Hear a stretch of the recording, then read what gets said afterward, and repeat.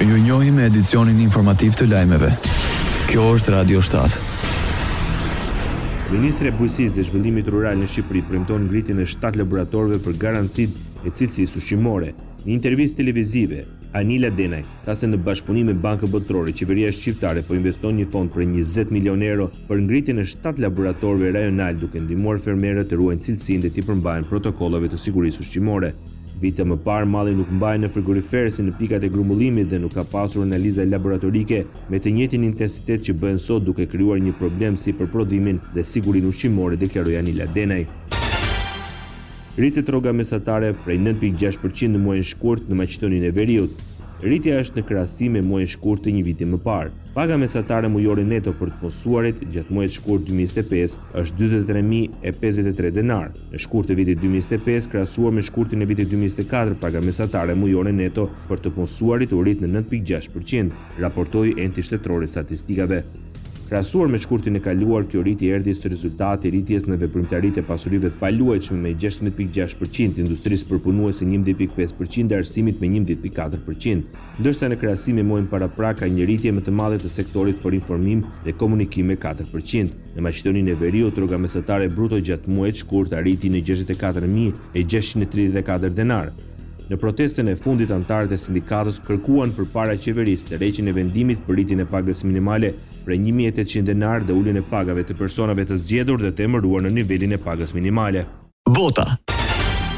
Fondi Monetar Ndërkombëtar ul parashikimin për rritjen ekonomike botërore për vitin 2025-2026. Shkak është bërë lufta tregtare e presidenti amerikan Donald Trump për shkallëzimin i shpejtë i tensioneve tregtare dhe pasiguria shumë e madhe e politikave të nivelit më të lartë pritet të ketë ndikim në aktivitetin ekonomik global, deklaroi FMN-ja.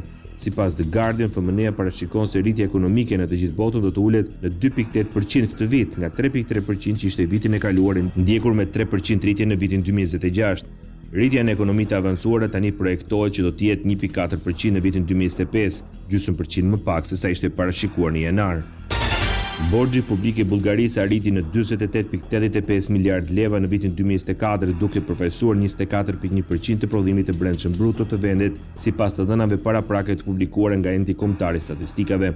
Krahasuar me vitin 2023, borxhi publik ishte 23.1% e prodhimit të brendshëm bruto. Qeveria bullgare regjistroi një deficit prej 6.16 miliard leva në vitin 2024, që përfaqëson 3% të prodhimit të brendshëm bruto. Pjesa më e madhe e këtij deficiti vjen nga sektori i qeverisë qendrore, i cili raportoi një mungesë prej 2.6% të prodhimit të brendshëm bruto.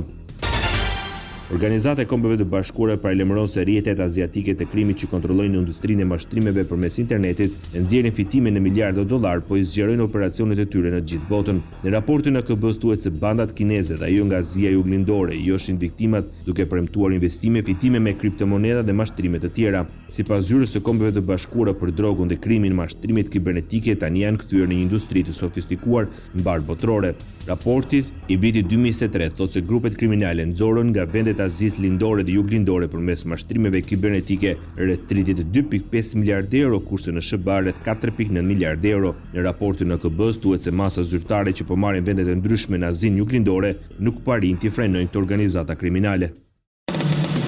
Ndoqët lajmet shkurt në Radio 7, zëri pozitiv i qytetit.